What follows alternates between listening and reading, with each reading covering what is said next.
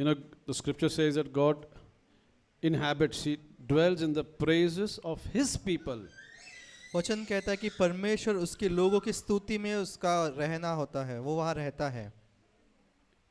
He dwells only in the praises of His people, not the unbelieving world. वो उसके लोगों की स्तुति में वो रहता है, अविश्वासियों के स्तुति में नहीं रहता, लेकिन उसके लोगों की स्तुति में वो रहता है। And if an unbeliever praises Him, he doesn't know Him first of all.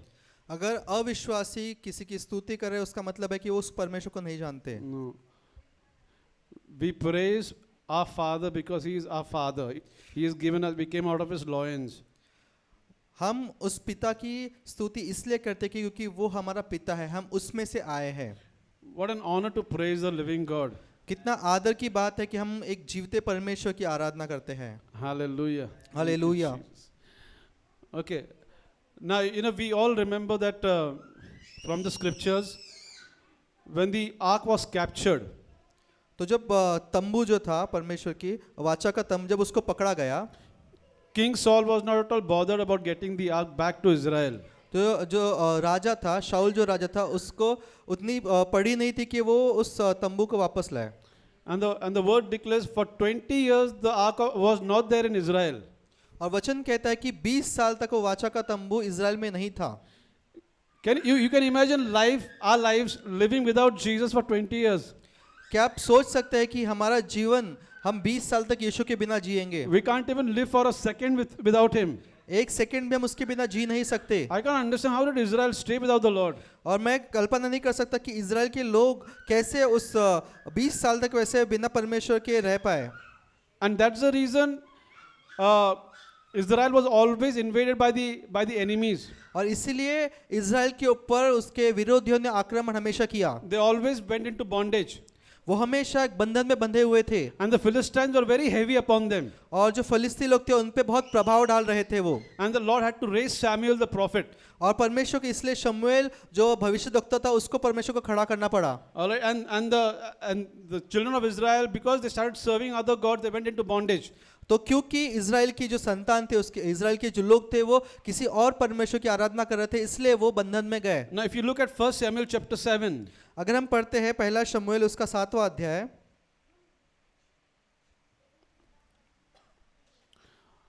chapter 7 verse 3. 7वां वचन उसका तीसरा, 7वां अध्याय उसका तीसरा वचन। Somebody can read it in English and somebody can read it in Hindi. Yeah, brother Ashish will read it in Hindi. पहला शमूएल 7वां अध्याय उसका तीसरा वचन। तब शमूएल ने इज़राइल के सारे घराने से कहा, यदि तुम अपने पूर्ण मन से यहोवा की ओर फिरे हो तो पराये देवताओं और अश्तोरेत के देवियों को अपने बीच में से दूर करो और यहोवा की ओर अपना मन लगाकर केवल उसी की उपासना करो, तब तुम्हें यहोवा पलिश्तियों के हाथ से छुड़ाएगा। Verse 4. चौथा वचन। तब इज़राइलियों ने बाल देवताओं और अश्तोरेत देवियों को दूर किया और केवल यहोवा ही की उपासना करने लगे। Yeah, verse 5. Keep on reading. फिर शमूएल ने कहा, सब इज़राइलियों को मिस्पा में इकट्ठा करो, तब और मैं तुम्हारे लिए यहोवा से प्रार्थना करूंगा। तब वे मिस्पा में इकट्ठे हुए और जल भर के यहोवा के सामने उंडेल दिया और उस दिन उपवास किया और वहां कहने लगे, हमने यहोवा के विरुद्ध पाप किया है। और शमूएल ने मिस्पा में इज़राइलियों का न्याय किया। जब पलिश्तियों ने सुना कि इज़राइल मिस्पा में इकट्ठे हुए हैं, तब उनके सरदारों ने इज़राइलियों पर चढ़ाई की। यह सुनकर इज़राइली पलिश्तियों से भयभीत हुए और इज़राइलियों ने शमूएल से कहा, हमारे लिए हमारे परमेश्वर यहोवा की दुहाई देना न छोड़, जिससे हमको वह पलिश्तियों के हाथों से बचाए। Yeah, that's it. Okay, so everybody knows the story, right? What happened? They went into bondage and then the Philistines were very heavy upon them. तो हम ये इस कहानी को जानते हैं कि जो इज़राइल के लोगों के ऊपर पलिश्तियों काफी प्रभाव डाल रहे थे, उन पर आक्रमण कर रहे थे। Because the children of Israel, they said that save us out of the hand of the Philistines. क्योंकि उन्होंने कहा कि हमें पलिश्तियों के हाथों से तो छुड़ा। Now, please, saints, listen to me very carefully. मुझे ध्यान से सुनिए। Now, Samuel did not tell the children of Israel, make sure that you keep all the mighty men of valor right at the front to fight with the Philistines. तो शमूएल ने Israel के लोगों से ये नहीं कहा कि तुम तेरे जो अच्छे योद्धा हैं उनको तुम आगे रखो, ऐसा उसने नहीं कहा। So that we can win the war. कि उनको तुम आगे रखोगे तुम उस युद्ध को जीत जाओगे, ऐसा नहीं कहा उसने। He did something which was very marvelous. उसने बहुत अद्भुत ऐसा काम किया वहाँ। But because if you look at the word verse 9, अगर हम 9वां वचन देखते हैं, the word declares, and Samuel took a sucking lamb and offered it for a burnt offering holy unto the Lord. And Samuel cried unto the Lord for Israel, and the Lord heard him. तब शमूएल ने एक दूध पिता मेमना लेकर सर्वांग home बलि करके यहोवा को चढ़ाया, और शमूएल ने इस्राएलियों के लिए यहोवा की दोहाई दी, और यहोवा ने उसकी सुन ली। Wow. Hallelujah. Samuel didn't tell the children of Israel, make sure that you get the latest weapon. शमूएल ने इज़राइल से ये नहीं कहा कि तू जो सबसे नया जो हथियार है वो ले, Get the tank, get the Scud missiles, get whatever you can to destroy the Philistines. No. He tank said- और मिसाइल लेके मत, ऐसा नहीं, टैंक और मिसाइल लेके ऐसा नहीं कहा उसने। He took a sucking lamb. उसने दूध पीता हुआ मेमने को लिया, Can you imagine? That means it's just recently born. जो अभी उसका जन्म हुआ होगा। My goodness, a sucking lamb and the Philistines. एक दूध पीता हुआ मेमना और फलिश्तियों की पूरी सेना। Can you imagine if Samuel would have told them, ये sucking lamb ना तुम्हारा पूरा वाट लगा देगा. So the Philistines would have laughed actually. तो ऐसा अगर सुना होता तो फलिश्ती हंसते उनके ऊपर। No, but something glorious happened when the sucking lamb was sacrificed. लेकिन जब एक दूध पीते हुए मेमने को जब होम बलि करके चढ़ाया गया, तब एक बहुत अद्भुत बात हुई। Because look at verse 10, what happened? और 10वां वचन हम पढ़ते हैं, देखिए क्या हुआ वहां। And as Samuel was offering up the burnt offering, the Philistines drew near to battle against Israel. But the Lord thundered with a great thunder on that day upon the Philistines. आमीन। वचन 10, और जिस समय शमूएल ने home बलि को चढ़ा रहा था, उस समय पलिश्ती इस्राएलियों के संग युद्ध करने के लिए निकट आ गए। तब उसी दिन यहोवा ने पलिश्ती के ऊपर बड़े बादल को बड़े कड़क के साथ गरजा कर उन्हें घबरा दिया, और वे इस्राएलियों से हार गए। Saints, God created the world only in whispers. He didn't say, let the be light. He said, let there be light. परमेश्वर ने उनके ऊपर चिल्लाया नहीं, परमेश्वर ने केवल एक हल्की आवाज में बात किया, The whole धीमी आवाज में बात the किया। world when he created in whispers. जो संसार की रचना उसने की, वो एक धीमे आवाज के साथ की उसने। Can you imagine if the world was created in whispers, what will happen when he thunders? अगर परमेश्वर ने इस पूरी सृष्टि की रचना एक धीमे आवाज के साथ की, अगर वो गरज के बोलेगा तो क्या होगा, आप सोच सकते हैं। The moment the sucking lamb was sacrificed, which is a type and shadow of the Lord Jesus Christ. तो जिस क्षण उस दूध पीते हुए मेमने को बलि चढ़ाया गया, जो यीशु मसीह को दर्शाता है, The sucking lamb destroyed the Philistines. उस दूध पीते हुए मेमने ने पूरे फलिश्ती की सेना को हरा दिया। You know, whenever, saints, listen to me very carefully, this is very powerful. ध्यान से सुनिए, Whenever we magnify the work of the cross, God Almighty thunders from heaven. आमीन। जब कभी हम परमेश्वर के, जो यीशु मसीह के क्रूस के कामों को दर्शाते हैं, उसके बारे में बात करते हैं, तब परमेश्वर यहोवा स्वर्ग से दहाड़ता है, गरजता है। And one of the ways where you can magnify the work of the cross is in the Lord's Supper. और क्रूस के कामों को और एक तरीके से जैसे हम बड़ा कर सकते हैं, वो है परमेश्वर की जो प्रभु भोजन में भाग लेना। Saints, which Philistine is taking away your wealth? कौन सा पलिश्ती है जो आपके समृद्धि को लेकर जा रहा है, आपकी संपत्ति को लेकर जा रहा है? Which is that Philistine who's touching your body with sickness? कौन सा ऐसा पलिश्ती है जो आपके शरीर को बीमारी से छू रहा है? Magnify the work of the cross, the God of glory will thunder. आमीन। परमेश्वर के क्रूस के कामों को आप बढ़ाइए, परमेश्वर वहां से गर्जना करेगा। So the moment we start breaking the bread, जिस क्षण फिर हम इस ब्रेड को तोड़ते हैं, you are magnifying the work of the cross. हम क्रूस के कामों को बड़ा करते हैं। Because the word declares, and God, but the Lord thundered with a great thunder on that day. On which day? When the sucking lamb was sacrificed. और वचन कहता है कि परमेश्वर उनके ऊपर गर्जा, कब गर्जा? जब वो दूध पीते हुए मेमने को बलि चढ़ाया गया, तब वो गर्जा। And discomfited them. And discomfited them. और उससे वो लोग घबरा गए, And they were smitten before Israel. और वे इजरायलियों के सामने हार गए। Wow. Hallelujah, Hallelujah. Hallelujah.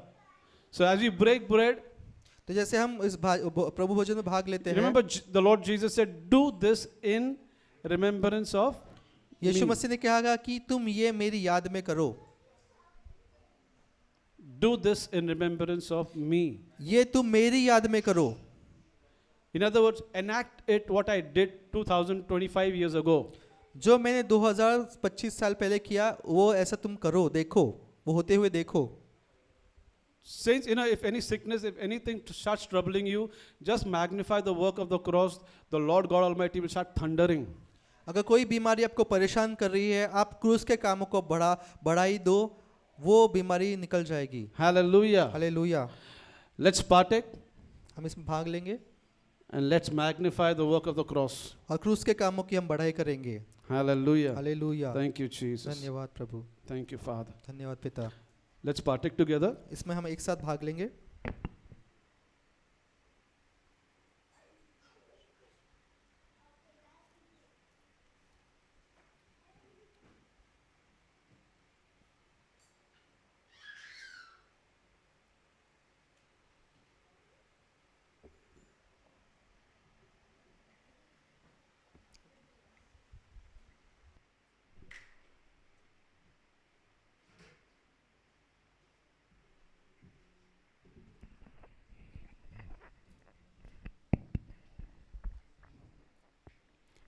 Praise the Lord. सभी को जय मसीह की। यस, आमेन। सो जल्दी से मैं कुछ ज़रूरी सूचना आपके साथ बांटना चाहती हूँ। जैसे कि आपको पता है गुड फ्राइडे आने वाला है। गुड फ्राइडे के लिए हमने फास्टिंग का मीटिंग सोचा है। भगवान साक्षी है, प्रभु साक्षी है अभी, राइट? प्रभु देख रहे हैं, है ना? Sorry for that. थोड़ा कॉमेडी बनता है, राइट? ताकि आप सुनिए, ध्यान दें। ओके, प्रभु साक्षी है ना? प्रभु यहाँ देख रहे हैं।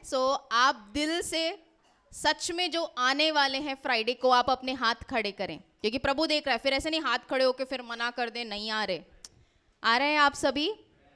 आमेन। बाकी सब अगर आप आना चाहते हैं तो फ्राइडे को हम लोग मीटिंग रख रहे हैं। क्यों हाथ खड़े करने के लिए बोला? ताकि हमको एक काउंट पता चले। तो अगर काउंट ज़्यादा हो रहा है तो हम हॉल बुक करेंगे, अगर काउंट कम है तो फिर हम किसी के तो घर पे मिलेंगे, इसीलिए आपसे पूछ रहे हैं।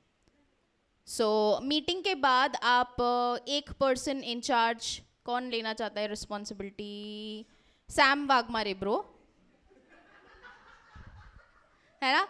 तो सैम ब्रो से मिलके जाइए। हाँ, मतलब जिनके पास नंबर नहीं है, सैम ब्रो आप ज़रूर से सबसे पूछना और उनका नंबर नोट करें, ताकि फिर हम फाइनल काउंट वेडनेसडे तक फाइनल करके अगर ज़रूरत है तो हॉल की बुकिंग करेंगे। आमेन। आई रिपीट, फ्राइडे को, शुक्रवार को हमारा रहेगा, तो पूरे दिन का सभा रहेगा, फास्टिंग प्रेयर मीटिंग रहेगा, है ना? जिसमें हम स्तुति आराधना करेंगे, हम अन्य भाषा में प्रार्थना करेंगे और वचन में भी बढ़ेंगे। आमेन। यस। फास्टिंग के माइंडसेट से ही आना पड़ेगा, है ना? Thank you Jesus. ओके, अगर कोई फास्टिंग नहीं कर सकता तो आप अपना छोटा सा डब्बा खुद लेके आएँ, साइड में बैठ के खाएं, है ना? Yes. Okay, thank you Jesus. Yes, इसके अलावा अगले हफ्ते, अगले रविवार को हमारा लेडीज़ मीटिंग रहेगा शाम को 6 बजे। लेडीज़, है ना, गर्ल्स, आप लोग रेडी रहिए। महीने में एक बार ये होता है, कभी कभी 1.5 महीने में भी एक बार होता है मीटिंग। प्लीज़ मैं रिक्वेस्ट करना चाहती हूँ कि आप ये मिस ना करो, है ना? अगले संडे, डेट क्या आ रहा है अगले संडे को? तब 13th, है ना? 13 तारीख को हम 13 अप्रैल को शाम को 6 बजे मिलेंगे हमारे पास्टर जी के घर पे, है ना? आप सब रेडी रहना लेडीज़। आमेन। हमारे जो ऑनलाइन व्यूअर्स है, आप हमारे स्क्रीन के नीचे एक एड्रेस आ रहा है, तो आप अगर आप एक सभा ढूंढ रहे हैं, आप एक चर्च ढूंढ रहे हैं, आप उसके पार्ट होना चाहते हैं, नीचे एड्रेस है, आप आ सकते हैं, हमारे साथ सहभागिता कर सकते हैं। हम आपको खुले दिल से वेलकम करेंगे। आमेन। आमेन। इसके अलावा और, हाँ, थैंक यू जीसस। एक हमारा हर हफ्ते थर्सडे को हम हिंदी में क्या बोलते हैं? गुरुवार। गुरुवार को हम दिन में 2 से 3, 3:30 बजे तक, है ना, हम लोग मध्यस्थी प्रार्थना करते हैं, है ना, इंटरसेशन प्रेयर कर रहे हैं। अभी तो ऑनलाइन कर रहे हैं। आप में से जो भी जुड़ना चाहते हैं, आप हमसे संपर्क कर सकते हैं। मीटिंग के बाद सैम वाघमारे ब्रो हैं पीछे, उनसे ही संपर्क कीजिए, है ना? आप उनको अपना नंबर्स लिखवा दीजिए और वो आपको ग्रुप में ऐड कर देंगे, ताकि आपको लिंक मिलेगा और फिर आप जुड़ सकते हैं। ठीक है? एवरी थर्सडे 2 बजे, है ना? गुरुवार को 2 बजे दिन में। Amen. Yes okay I think basic हो गया. आज बहुत सारी गवाहियाँ हैं. सो आज वचन के बाद हम बहुत सारी गवाहियाँ शेयर करने वाले हैं. तो बट एक गवाही मैं वेट नहीं कर सकती है ना, इसलिए मुझे बांटनी है.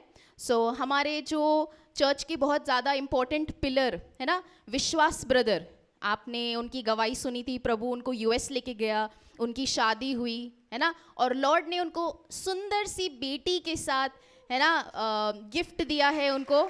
सो प्रभु का धन्यवाद, वो सुंदर बेटी उनको मिली है ना. Thank you Jesus. सो उनके मम्मी पापा अभी पीछे हैं है ना, आए हैं. सो आप मीटिंग के बाद, सैम वाघमारे ब्रो के बाद आप उनसे भी मिल सकते हैं है ना.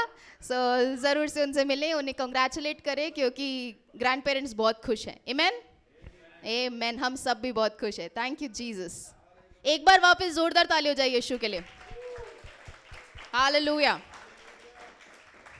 सो टेस्टिमनीज भी लाइंड अप है, बहुत सारी टेस्टिमनीज है जो हम लोग मीटिंग के बाद भी शेयर करेंगे है ना. सो तब तक हम वचन में बढ़े आगे.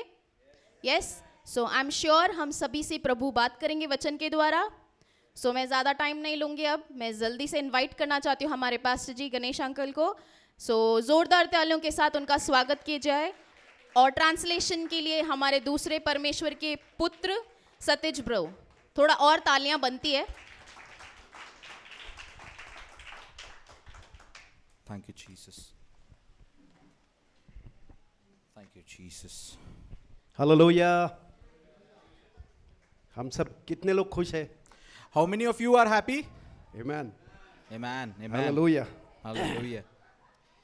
प्रभु की उपस्थिति में आनंद की भरपूरी है. There is a fullness of joy in the presence of the Lord. Hallelujah. Hallelujah. और ये आनंद जो है स्वर्ग से हमको मिला है. And this joy is we have received it from the heavens itself. ये धरती से कुछ उसका कनेक्शन नहीं है. There is no connection whatsoever from the earth. ये स्वर्ग से आया हुआ ये ऐसा आनंद हमारे अंदर हमेशा रहता है. So this joy that has come from the heavens, it remains inside of us forever. Hallelujah. Hallelujah. ये ऐसा कभी कम कभी ज्यादा कभी ऊंचा नीचा ऐसा नहीं होता, हमेशा कांस्टेंट रहता है. So this joy remains constant throughout our life. It doesn't fluctuate up or down.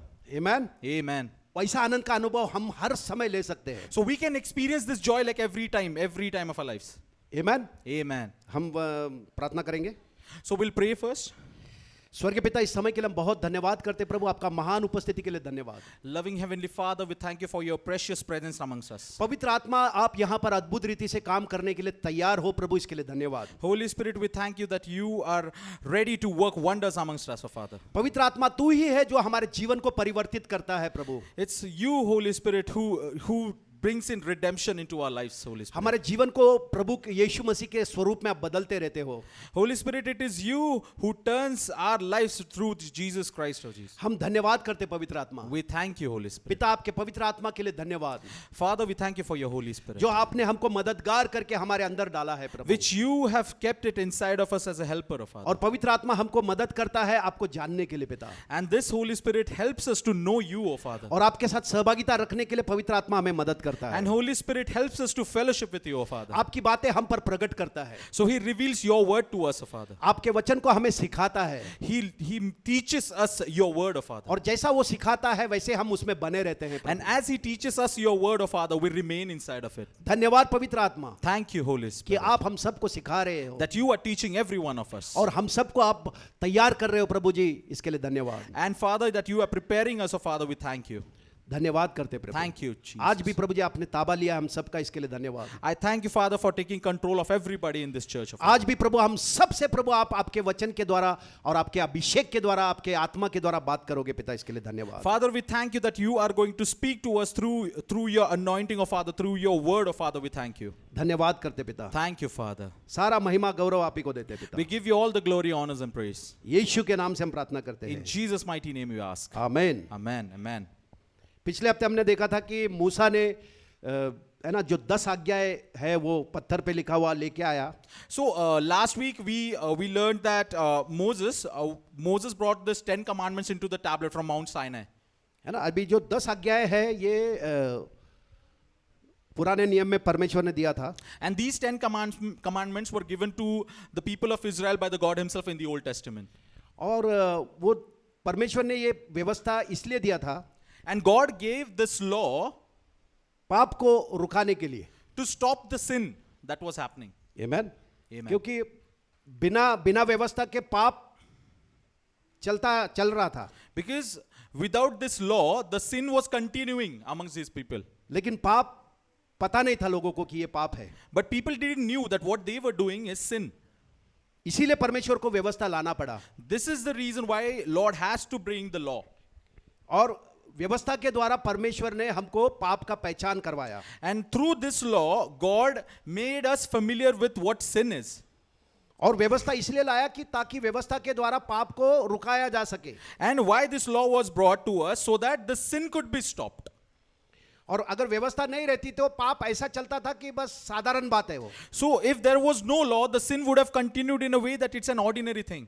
और पहले मनुष्य ने पाप करके भ्रष्ट हो गया था और भ्रष्टता में इतना दूर चला जाता था कि उसका उद्धार होना असंभव होता. So the first man who sinned has corrupted in a way that his salvation was like near to impossible. इसीलिए परमेश्वर को उद्धार करने के लिए, मनुष्य का उद्धार करने के लिए इसको रोकना जरूरी था. So this is the reason why Lord thought that this was important, that the man should be saved through salvation, and God brought this law to them. तो ये पाप को बताने के लिए, पाप का जानकारी, पाप का ज्ञान देने के लिए परमेश्वर ने व्यवस्था को लाया. So this law was brought amongst his people for the people to have knowledge about the sin. Amen. Amen. अब व्यवस्था जब आया तो तभी समझ में आया कि अरे मुझे लालच नहीं करना चाहिए, मैं जो ये कर रहा हूं ये लालच है. So when the law came, that's when we humans we realized that whatever we were doing with the temptation, the greediness, that our sin, and we should not do it. लेकिन अब ये व्यवस्था जो है वो व्यवस्था सिर्फ बता रही थी कि ये गलत है, ये पाप है, ये सही नहीं है, ये गलत है, उसी का ज्ञान दे रही थी. But this law that came, it was only giving us the knowledge about the sin, that this is sin, that we shouldn't be doing, and all that, the things that we shouldn't be doing. और जो लोग थे वो तो पहले से शारीरिक थे, पाप करने की वजह से परमेश्वर के आत्मा से उनका जीवन कट हो गया था, अलग हो गया था. And these people, the people of old times, they were all carnal, and because of that carnality, they were living in sin, and they had been disconnected from the Lord. परमेश्वर को वो लोग नहीं जानते थे, परमेश्वर से अलग वो लोग जीवन जीते थे. और उसलिए जब ये व्यवस्था आया तो उनको व्यवस्था से समझ में आया कि ये पाप है. So they were living a life away from the God. They went astray from the Lord, and when the law came, that's when they realized that whatever they were doing was sin. Amen. Amen. अब शारीरिक व्यक्ति जो है वो परमेश्वर की बातों को नहीं समझ सकता, ऐसा लिखा है. So the word says that a carnal mind will not understand the word of God. नहीं, शारीरिक मनुष्य. Okay, the person who is carnal will not understand the things of the Lord. क्योंकि परमेश्वर आत्मा है. Because Lord is spirit. परमेश्वर के हर एक बात आत्मा है. Because every word of God is a spirit. यीशु ने कहा जो शब्द मैं तुमसे कह रहा हूं वो आत्मा है और वो जीवनदायक है. And Jesus has said in his word that the word that I say to you is life, and it's spirit. Amen. Amen. तो परमेश्वर आत्मा है और मनुष्य शारीरिक है. इस वजह से वो परमेश्वर के जो बातें हैं, परमेश्वर का जो व्यवस्था है उसको पालन नहीं कर सकता है. So now understand this, that the God is spirit and humans are carnal. So it is very difficult for humans to follow the law that is given by God, which is spiritual. Amen. Amen. इसीलिए परमेश्वर ने जब देखा कि व्यवस्था के द्वारा लोग उद्धार नहीं पा रहे हैं, व्यवस्था उनका है ना उद्धार नहीं कर पा रहा है, सिर्फ उनको रुका रहा है. So that's when God realized this, that the law is not getting the people saved. The people are not getting saved through the law. तो परमेश्वर ने क्या किया कि ये नियम को उनके हृदय के अंदर ही डाल दिया. Then what did the Lord do? He wrote down the law inside of their hearts. इसीलिए जब एक व्यक्ति प्रभु यीशु के पास आता है, उसका नया जन्म होता है और ये परमेश्वर का जो व्यवस्था है उसके हृदय के अंदर लिखा जाता है. So now whoever accepts Lord Jesus Christ, so the law that God has given, the spiritual law, is written inside of their hearts. Amen. Amen. मतलब परमेश्वर ने वो जो 10 आज्ञा है उसको मिटा नहीं दिया. So now Lord didn't erase those 10 commandments which he has given to हम Moses. लोग जाएंगे वहां पर. So we'll go to that word. Thank you, Lord. Thank you, Jesus.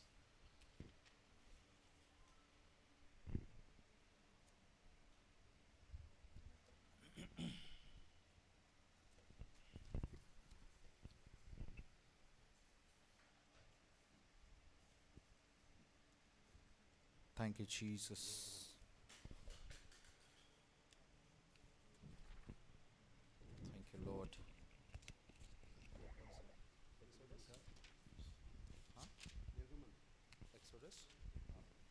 We'll go to the book of Exodus. Exodus 20.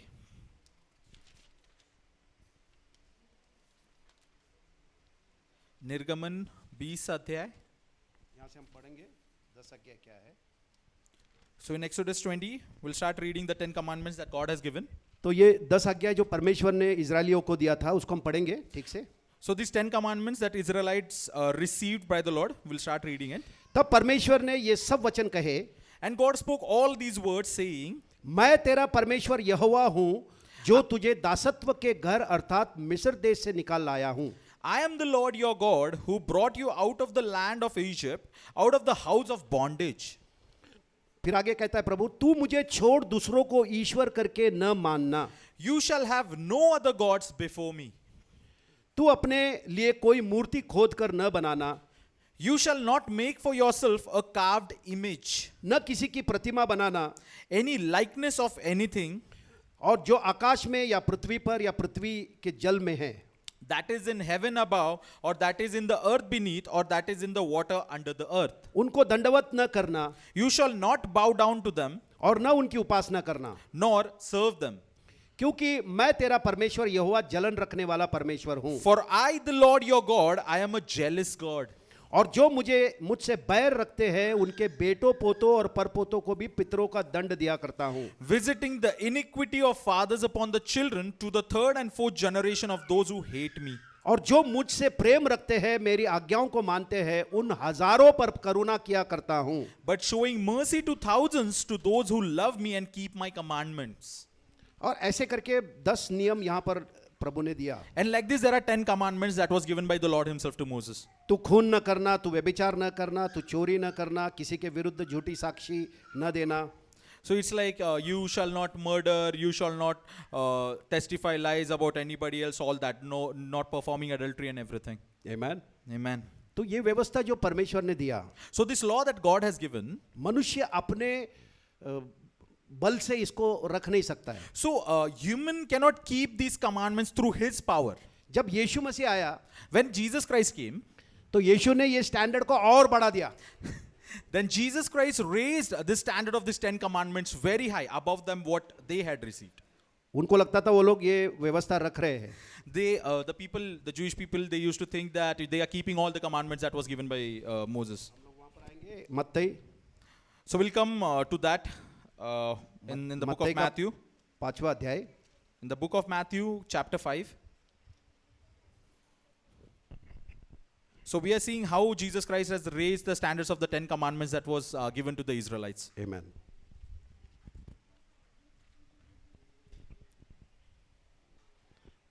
पाँच का 17 से हम पढ़ते हैं. So Matthew 5, we'll start reading from 17 onwards. यहाँ पर प्रभु कहता है, यह न समझो कि मैं व्यवस्था या भविष्यवक्ताओं की पुस्तकों को लोप करने आया हूँ. लोप करने नहीं परंतु पूरा करने आया हूँ. Do not think that I came to destroy the law or the prophets. I did not come to destroy, but to fulfill. Amen. Amen. यीशु ने व्यवस्था को तोड़ने के लिए नहीं आया, यीशु आया व्यवस्था को पूरा करने के लिए. Jesus Christ didn't came to destroy the law, but to fulfill it. क्योंकि कोई भी मनुष्य अपने बल से व्यवस्था को पूरा नहीं कर सकता था. Because no man on this earth can fulfill the law that was given through his power. सिर्फ एक ही व्यक्ति जो परमेश्वर के गोद में था, वो प्रभु परमेश्वर का बेटा जो मनुष्य बनकर आया, उसने व्यवस्था को पूरा किया. Only one person who stayed along with Father, okay, who came down living his glory, was the one person who kept all the commandments. और इसीलिए यहां पर वो कह रहा है कि यह ना समझो कि मैं व्यवस्था या भविष्यवक्ताओं की पुस्तकों को लोप करने आया हूं. लोप करने नहीं परंतु पूरा करने आया हूं. So this is why this person is saying, do not think that I came to destroy the law or the prophets. I did not come to destroy, but to fulfill. आगे कहता है, क्योंकि मैं तुमसे सच सच कहता हूं कि जब तक आकाश और पृथ्वी टल न जाए तब तक व्यवस्था में से एक मात्रा एक बिंदु बिना पूरा किए नहीं टलेगा. Verse 18, for assuredly I say to you, till heaven and earth pass away, one jot or one tittle will by no means pass from the law till all is fulfilled. Amen. Amen. आगे बोल रहा है, इसलिए जो कोई इन छोटी से छोटी आज्ञाओं में से किसी एक को तोड़े और वैसा ही लोगों को सिखाए वह स्वर्ग के राज्य में सबसे छोटा कहलाएगा। Verse 19, whoever therefore breaks one of the least of these commandments and teaches men so shall be called least in the kingdom of heaven.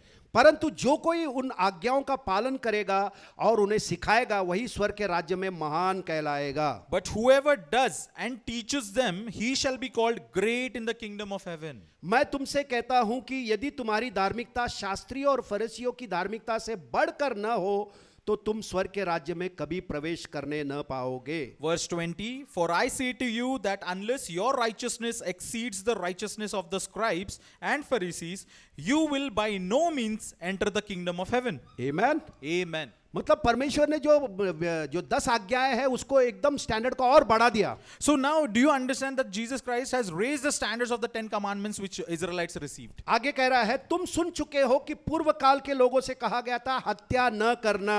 So verse 21 it says, you have heard that it was said to those of old, you shall not murder, and whoever murders will be in danger of the judgment. और जो कोई भी हत्या करेगा वह कचहरी में दंड के योग्य होगा। And whoever murders will be in danger of the judgment. है ना, ये पुराने नियम में कहा गया था, है ना, पुराना आज्ञाओं में 10 आज्ञाओं में ऐसा लिखा था कि तू खून नहीं करना। So this is like, this was written in the old commandments that you should not murder. Amen. Amen.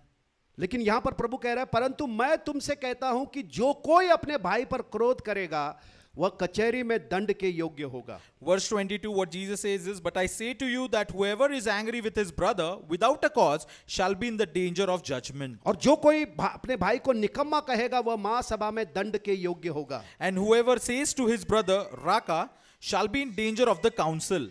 और जो कोई कहे अरे मूर्ख वह नरक की आग के दंड के योग्य होगा। But whoever says you fool shall be in danger of hell fire. मतलब भाई से गुस्सा रहना ये 10 आज्ञाओं को तोड़ने के बराबर है। So it's like if you're having some grudges with your brother, it's like you're breaking one of the commandments of the God. पुराने नियम में गुस्सा किया तो चलता था। In the old Testament, it was okay to keep grudges. सिर्फ murder मत कर। Yeah, only do not murder. गुस्सा कितना रखने का रख ले, You can keep the anger. लेकिन ये गुस्सा बढ़ बढ़ के तुमको मर्डर की तरफ ही लेके जाएगा ना। But this anger, what happens, it will come up to a level that you will commit a murder or something like that. अभी जो किसी का मर्डर करता है तो बहुत प्रेम है करके मर्डर करता है क्या बहुत गुस्सा है एकदम दुश्मनी है करके मर्डर करता है। Now a person, if he murders someone, he does that out of love. Of course, he does that out of anger. समझ में आ रहा है क्या? Are you all getting it? समझ में आ रहा है क्या नहीं आ रहा? Are you all getting it? तो यीशु मसीह जड़ के पास जा रहा है। So now Jesus Christ is attacking the roots. Hallelujah. Hallelujah. समझ में आ रहा है क्या? Hallelujah. मनुष्य ने जब पहला पाप किया तो उसका हृदय करप्ट हो गया था, भ्रष्ट हो गया था। So now when the first man committed sin, his heart was all corrupted. और पाप का जो शुरुआत है उसके हृदय से हो रहा है। And that sin, the beginning, the initial point of that sin started from the heart. इसलिए यीशु आकर उसने जो 10 आज्ञा है उसको और भी बढ़ा दिया, This is why Jesus Christ came and raised the standards of those 10 commandments. ताकि जो कोई भी है ना कोई भी उस व्यवस्था को पाल ही नहीं सके। So that nobody could go against that law. नहीं पाल ही नहीं सके। Okay, so that nobody could keep those commandments. Amen. Amen, amen. समझ में आ रहा है क्या? है ना, Amen. प्रभु ने वो रेस कर दिया एकदम बार। So Jesus Christ has raised the standards of those 10 commandments. Amen. Amen. आगे अगर हम देखते हैं We'll read further. 27 में पढ़ते हैं, Matthew 5:27. तुम सुन चुके हो कि कहा गया था कि व्यभिचार न करना, You have heard that it was said to those of old, you shall not commit adultery. परंतु मैं तुमसे यह कहता हूं कि जो कोई स्त्री पर कुदृष्टि कर डाले वो मन में व्यभिचार कर चुका। But I say to you that whoever looks at a woman to lust for her has already committed adultery. आमेन।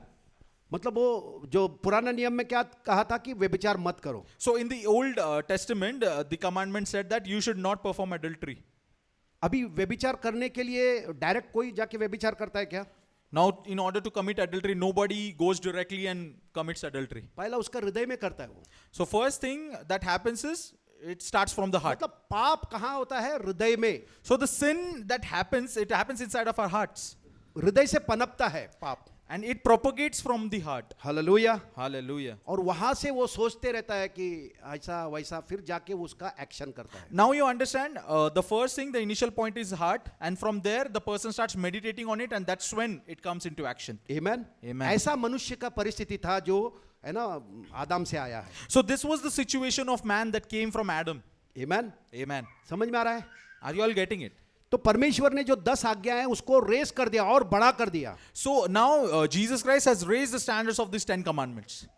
तो ऐसे ही सब जो 10 आज्ञाएं हैं सबको प्रभु ने बहुत बड़ा कर दिया। So all these 10 commandments that we have received, you know, Lord has raised the standards. He have made it even bigger than what they were in the तो old. मनुष्य अपने बल से, अपने शक्ति से, अपने कितना भी उपास प्रार्थना करेगा, कितना भी कुछ भी करेगा, ये आज्ञाओं को रख नहीं सकता। So man cannot keep these commandments by his self-righteousness, by his works of, you know, fasting and praying and all that. Amen. Amen. उस व्यक्ति को मरना जरूरी है। That person, that man needs to be dead. Amen. Amen. वो व्यक्ति सुधर नहीं सकता है। That person, he cannot, what do you call it? Okay. He cannot improve.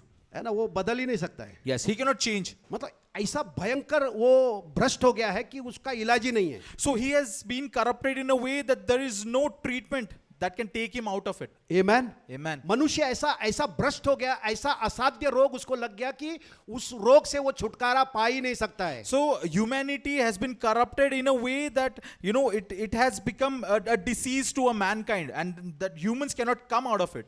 उसको मरना जरूरी है। इस पाप के दलदल से अगर उसको निकलना है तो उसको मरना जरूरी है। So if he wants to come out of that mud of the sin, he needs to die. Amen. Amen.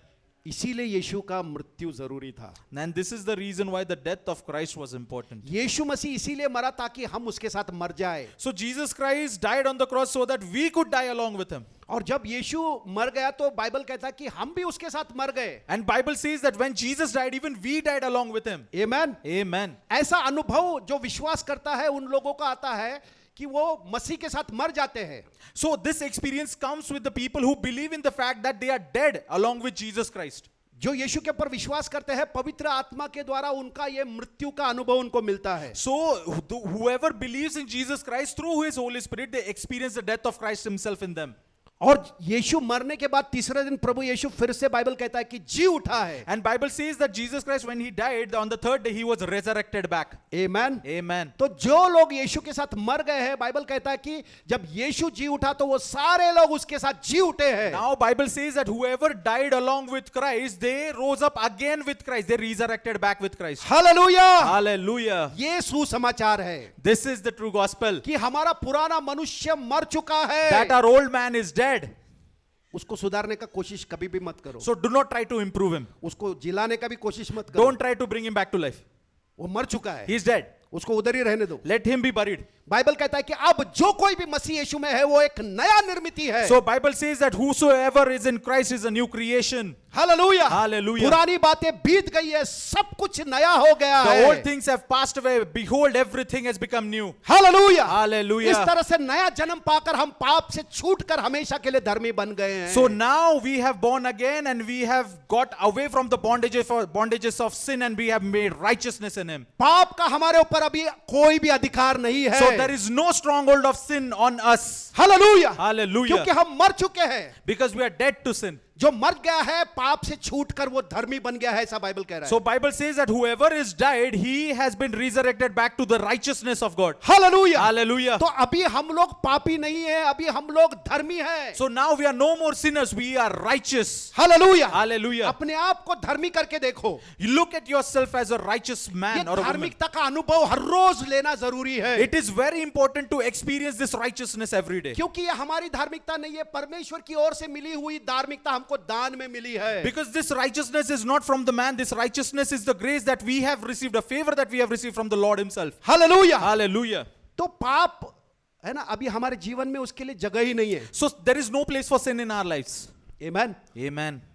समझ में आ रहा है? Are you all getting it? पाप के बंधन से यीशु मसीह के मृत्यु के द्वारा हमको हमेशा के लिए छुटकारा मिल गया है। Through the death of Jesus Christ on the cross, we have been delivered off from the bondages of sin. ये सत्य को अगर हम नहीं जानेंगे, If we don't know this truth, तो पुराना स्वभाव हमारे अंदर फिर से काम करने लगेगा। then that old behavior, the old man will start coming up. इसीलिए बाइबल पढ़ना जरूरी है। And this is the reason why we need to read Bible. इसीलिए बाइबल का ये वचन हमको समझना जरूरी है। This is the reason why we need to understand the word of God. हमको जानने की जरूरत है कि हम मसीह के साथ मर गए We need to know, we need to understand that we are dead with Christ. और मसीह के साथ हम जिलाए गए हैं। And we need to know that we are resurrected with नया Christ. जीवन का अनुभव हर रोज लेने की हमको जरूरत है। We need to understand that it is important for us to experience this new life. Hallelujah. Hallelujah. जो पाप से अलग है, Which is away from sin. जो बीमारी से अलग है, Which is away from जो sickness. गरीबी से अलग है, Which is away from poverty. जो दुनिया से अलग है, Which is away from the world. शैतानी बातों से अलग है, Which is away from demonic oppressions. बुराई से अलग है, Which is away from evil things. ऐसा शुद्ध और पवित्र जीवन प्रभु ने हमको दिया है। As such a pure and a holy life the Lord has given us. उसने हमको नया हृदय और नया मन दिया है He has given us a new mind and a new heart. और उसके पवित्र आत्मा को हमारे अंदर उंडेला है। And He has poured His Holy Spirit inside of ताकि us. पवित्र आत्मा के द्वारा जो व्यवस्था उसने हमारे अंदर डाला है वो हमारे अंदर जीवित हो जाए। So that through His Holy Spirit, the law that He has written into our hearts come back to life. Hallelujah. Hallelujah. इसीलिए अभी हम व्यवस्था के अधीन में नहीं हैं। This is why we are not leaning towards the law. Amen. Amen. जो कोई भी नया जन्म पाया है वो व्यवस्था के अंदर नहीं है। So whoever is born again, he is not under the law. Hallelujah. Hallelujah. हम पढ़ेंगे पहला Timothy We'll go to another word. 1 Timothy.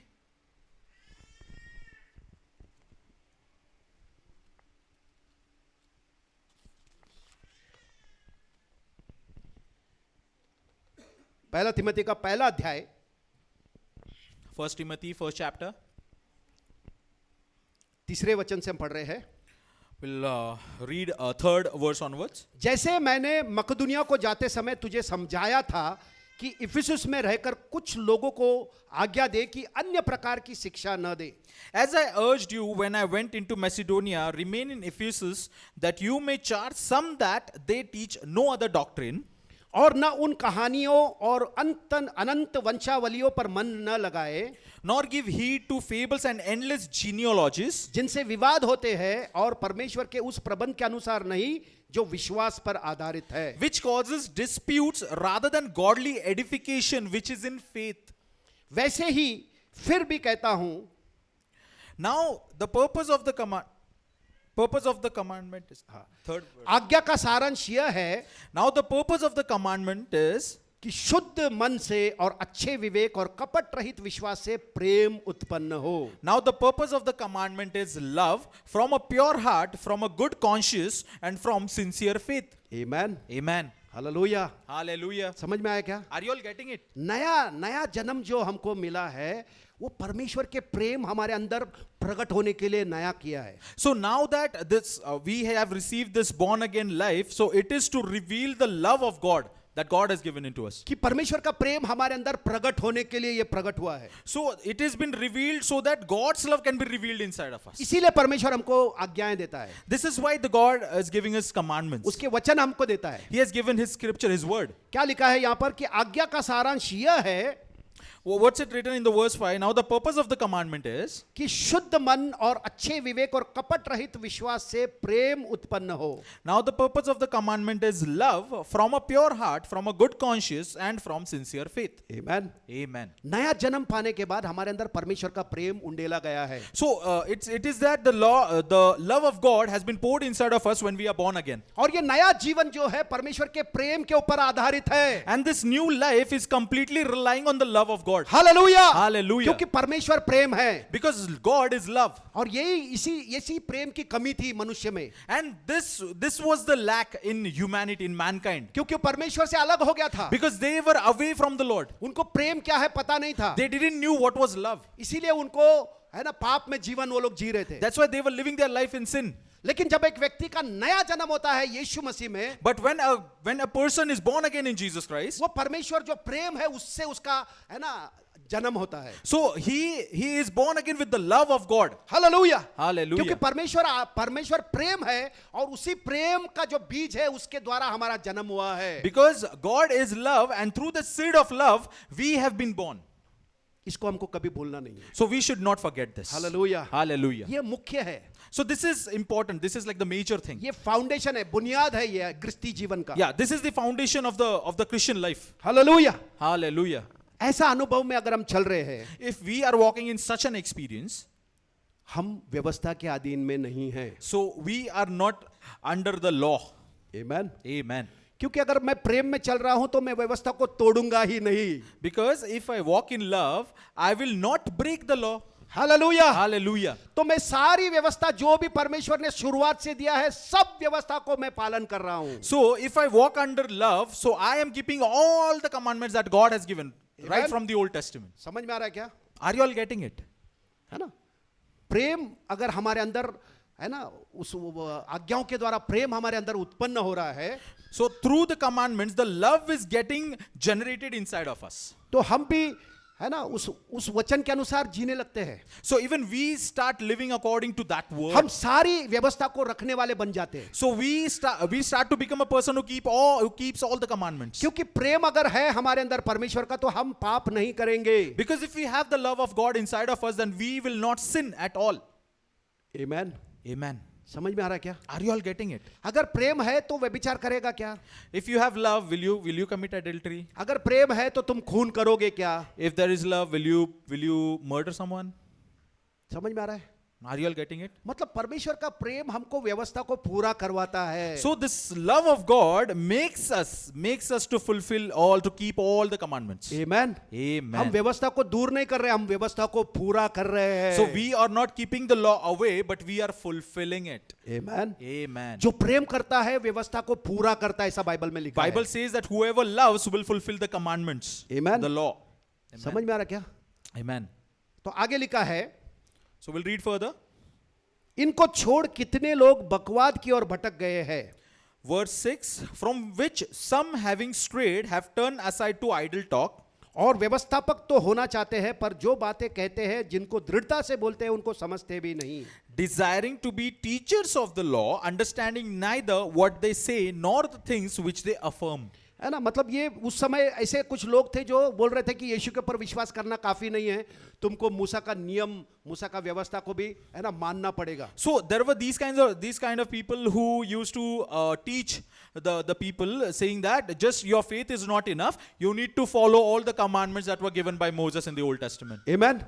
Amen. है ना, जो ऑलरेडी वो पालन कर रहे थे उसी को फिर से वो सिखा रहे हैं। So they were keeping all the commandments, and these teachers, these preachers, they were again teaching the same thing to them. आगे लिखा है, पर हम जानते हैं कि कोई व्यवस्था को उचित रीति से काम में लाए तो वो भली बात है। So we know, verse 8, but we know that the law is good if one uses it lawfully. है ना, प्रेम में चल रहा हूं तो मैं लॉफुली व्यवस्था को इस्तेमाल कर रहा हूं। So if I'm walking in love, I'm lawfully keeping the commandments, keeping the law, ये जानते हुए कि मैं परमेश्वर का बेटा हूं, knowing that I am the son of God, मैं परमेश्वर की ओर से आया हूं, मैं परमेश्वर के आत्मा से जन्मा हूं, knowing that I have come from the Lord, I have been born by the Spirit of God, कि मैं अभी पापी नहीं, मैं अभी धर्मी व्यक्ति हूं। knowing that I am no more a sinner, I am a righteous man. Hallelujah. Hallelujah. यहाँ लिखा है, हम जानते हैं कि जो कोई भी व्यवस्था को उचित रीति से काम में लाए वह भली बात है।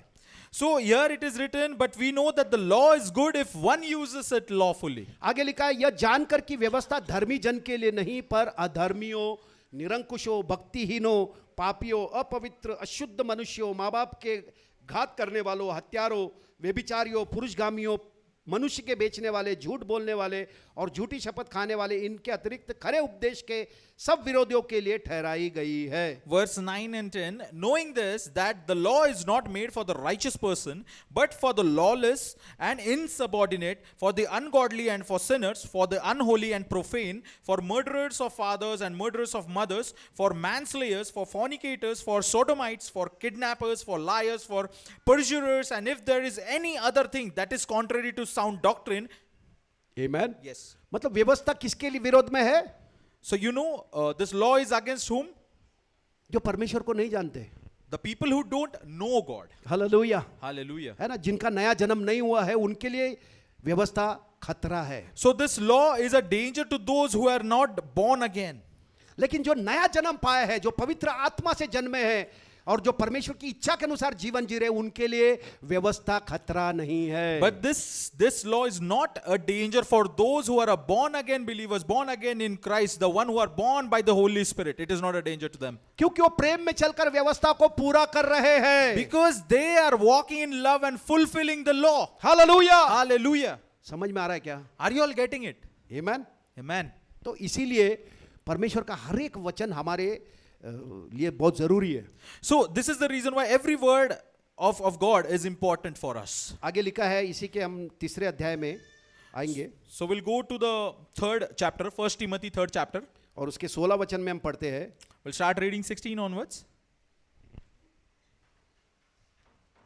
16 is नहीं, दो तीन 1 Timothy 2nd chapter. नहीं, दूसरा Timothy, Oh, 2nd Timothy.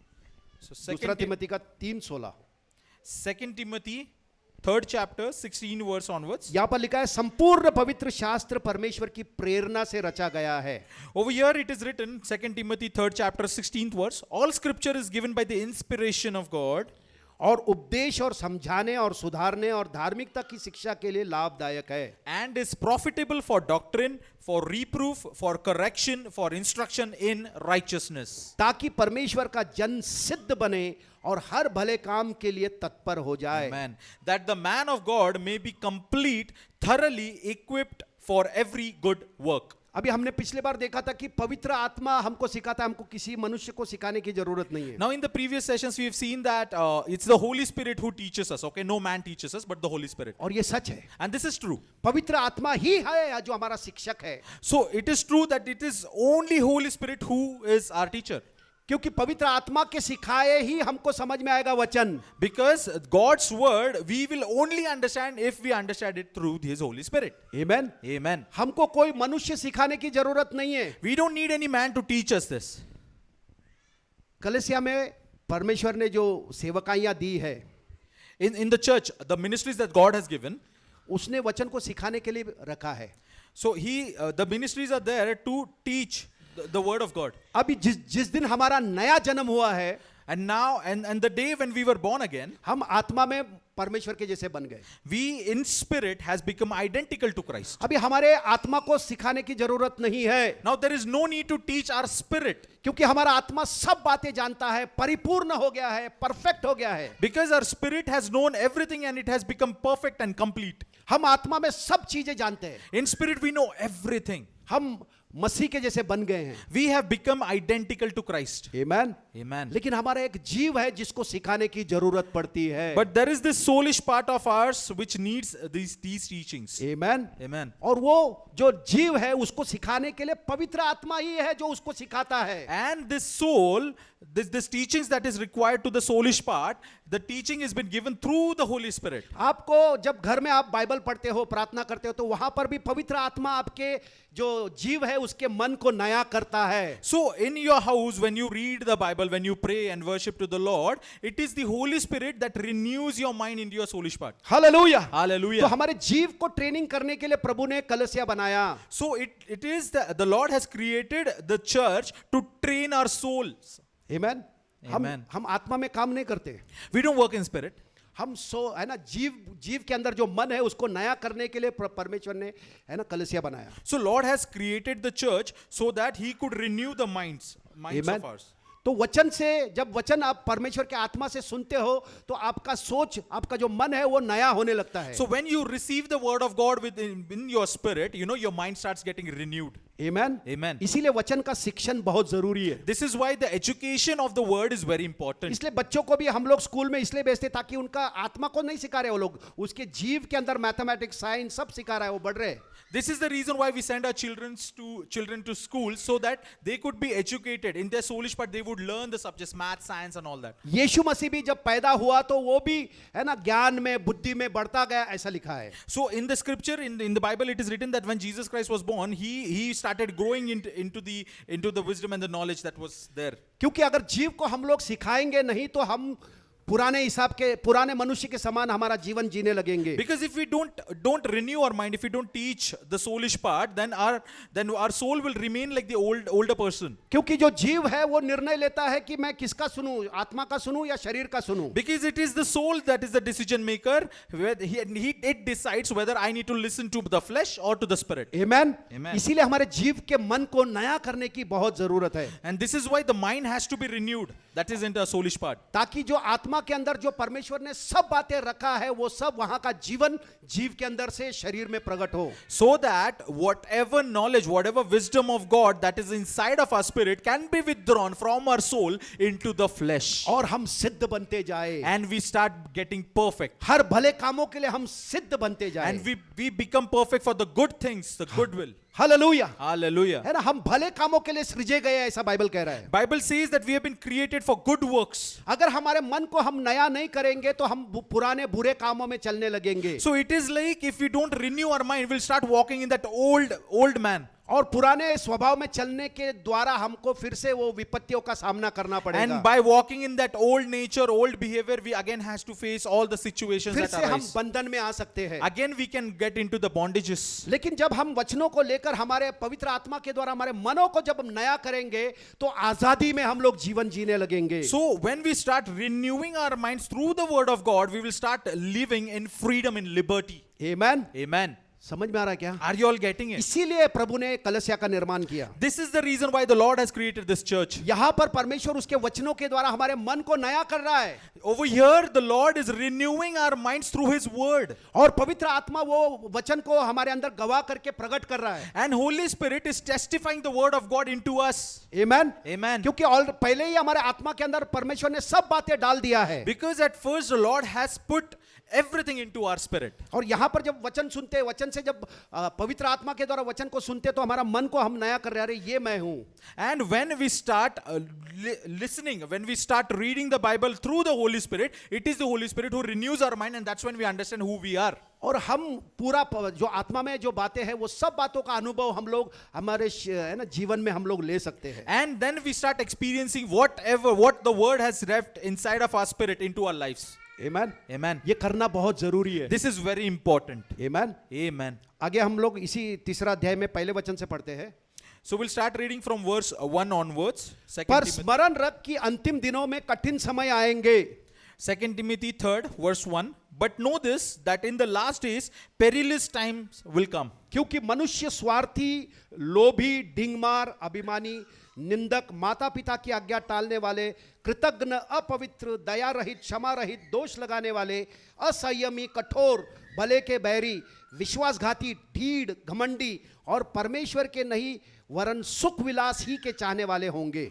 Verse 2 onwards. For men will be the lovers of themselves, lovers of money, boasters, proud, blasphemers, disobedient to parents, unthankful, unholy, unloving, unforgiving, slanderers, without self-control, brutal, despisers of good, traitors, headstrong, haughty, lovers of pleasures rather than lovers of God. Amen. Amen. अंतिम दिनों में ऐसा समय आएगा, ऐसा लिखा है। So the word says that in the perilous times, this will come. अब ये किसके बारे में लिखा है? Now this is written about whom? विश्वासी लोगों के बारे में ही लिखा है, It is written about the believers. क्योंकि जो परमेश्वर को नहीं जानते वो ये सब तो ऑलरेडी है ही। So people who don't know God, those people are one of these. ये सब ऑलरेडी उनके अंदर है। These things, the list that we just read, this is present already inside of them. अगर हमारे जीव को अगर हम नया नहीं करेंगे वचनों के द्वारा, If we are not renewing our mind, renewing our soulish part, कि हम अगर ये जानेंगे नहीं कि ये मैं नया व्यक्ति हूं, मैं मर चुका हूं पाप के लिए और मैं परमेश्वर के लिए जीवित हूं, so if we do not know into our soulish part that I am already dead to the sin and I am a new creation in Jesus, तो ये अंतिम दिनों में ये सब बातें होने का चांसेस बहुत ज्यादा है। then there are very high chances that in the last time the one out of this list shall happen with us. है ना, क्योंकि मनुष्य स्वार्थी होंगे ऐसा लिखा है। Because it says that the men will become the lovers of money. नहीं, स्वार्थी, लोभी, ढींगमार, Yes. अभिमानी, निंदक, माता पिता की आज्ञा टालने वाले, कृतज्ञ, अपवित्र, दया रहित, क्षमा रहित, दोष लगाने वाले, है ना, ब्ला ब्ला ब्ला, बहुत बड़ा लिस्ट है। So then the men, if we don't renew our mind, then the people will start becoming like these lovers of money, boasters, proud, blasphemers, etc., etc. और लिखा है कि परमेश्वर के नहीं वरन सुख विलास ही के चाहने वाले होंगे। And over here it is written that they will be lovers of pleasure rather than lovers of God. है ना, परमेश्वर से उनका मन दूर हो जाएगा और वो है ना, प्लेजर को पसंद करने लगेंगे. And the word says that their heart will go astray from God and they will start loving the pleasures of the world. और आगे लिखा है वे भक्ति का बेस तो धरेंगे पर उसकी शक्ति को न मानेंगे, ऐसों से परे रहना. Verse 5, having a form of godliness but denying its power, and from such people turn away. है ना, भक्ति का स्वरूप धारण कर रहे हैं लेकिन अंदर से वो भक्ति में नहीं चल रहे. It's like having a form of godliness but they are not walking in that परमेश्वर का godliness. जो सामर्थ्य है उसको डिनाई कर रहे हैं. So they are denying the power of God. आमेन. ऐसा खतरे में हमको नहीं पड़ना है. We don't want to fall in such a pit of danger. Amen. Amen. इसीलिए हमको जरूरत है कि हर समय, है ना, हम परमेश्वर के उपस्थिति में हर समय बने रहे. This is the reason why we need to be in the presence of the Lord like every time.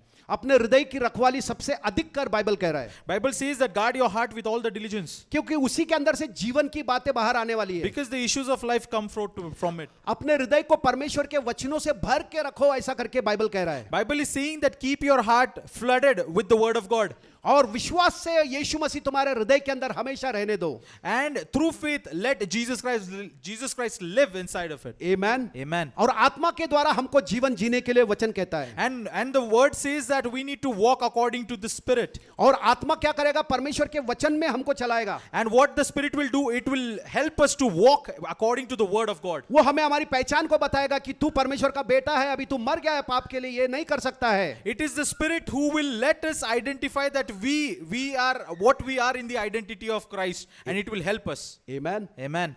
समझ में आ रहा क्या? Are you all getting it? यीशु के पास कुछ लोग आकर बोल रहे हैं कि, है ना, प्रभु स्वर्ग में जाने वाले क्या बहुत थोड़े लोग हैं. So there are a few people who are coming to Jesus Christ and saying, Lord, are there very few who will be going to the kingdom of heaven? लूका का 13 में आएंगे हम लोग. Well, we'll read that word. We'll go to the book of Luke, chapter 13.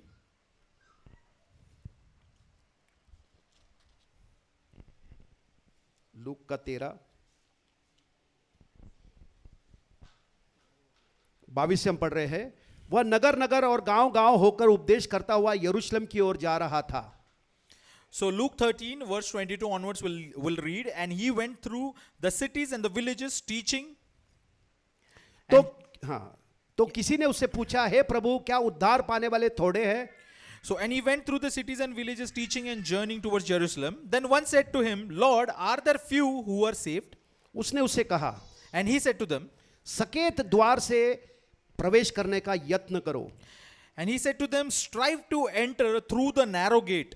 क्योंकि मैं तुमसे कहता हूं कि बहुत से प्रवेश करना चाहेंगे और न कर सकेंगे. For many I say to you will seek to enter and will not be able. जब घर का स्वामी उठकर द्वार बंद कर चुका हो और तुम बाहर खड़े हुए उसके द्वार पर खटखटाकर कहने लगो, हे प्रभु हमारे लिए खोल दे, और वह उत्तर दे, मैं तुम्हें नहीं जानता, तुम When- कहाँ के हो. When once the master of the house has risen up and shut the door, and you begin to stand outside and knock at the door, saying, Lord, Lord, open for us, and he will answer and say to you, I do not know you, where you are from. तुम कहने लगोगे, हमने तेरे सामने खाया पिया और तूने हमारे बाजारों में उपदेश किया, परंतु वह कहेगा, मैं तुमसे कहता हूं कि मैं तुम्हें नहीं जानता, तुम कहां से हो. Then you will begin to say, we ate and drank in your presence, and you taught in our streets. But he will say, I tell you, I do not know you, where you are from. हे कुकर्म करने वालों, तुम मुझसे दूर रहो, दूर हो. Depart from me, all you workers of iniquity. है ना, सकेत द्वार से प्रवेश करने का यत्न करो. So, Lord is saying that strive to be able to get through the narrow gate. क्योंकि बहुत लोग कोशिश करेंगे लिखा है, Because many people will try. That's लेकिन what the वो word says. उसके अंदर प्रवेश नहीं कर But पाएंगे. they won't be able to get in. लेकिन जो परमेश्वर के आत्मा से जो जन्मा है, But the person who are born by the Spirit of God, वही लोग उसके अंदर प्रवेश कर only सकेंगे. those will be able to get through the narrow gate. जो पवित्र आत्मा का मदद लेकर अपना जीवन को जीते हैं, वही लोग उसमें से चल सकेंगे. So the people who takes help from the Holy Spirit to live their life are only those who will enter through the narrow gate. जिनका सचमुच में जन्म हुआ है पवित्र आत्मा के द्वारा, वही लोग उसमें से चल सकेंगे. People who are truly born again of the Spirit are be able to enter into the narrow gates. आमेन. लेकिन जो नया जन्म नहीं पाया है और अपने आप को सही करने के लिए कोशिश कर रहा है, वो कभी भी उसमें जा नहीं पाएगा. But people who are not born again and are striving to be righteous are the people who will not be able to enter. Amen. Amen. समझ में आ रहा है?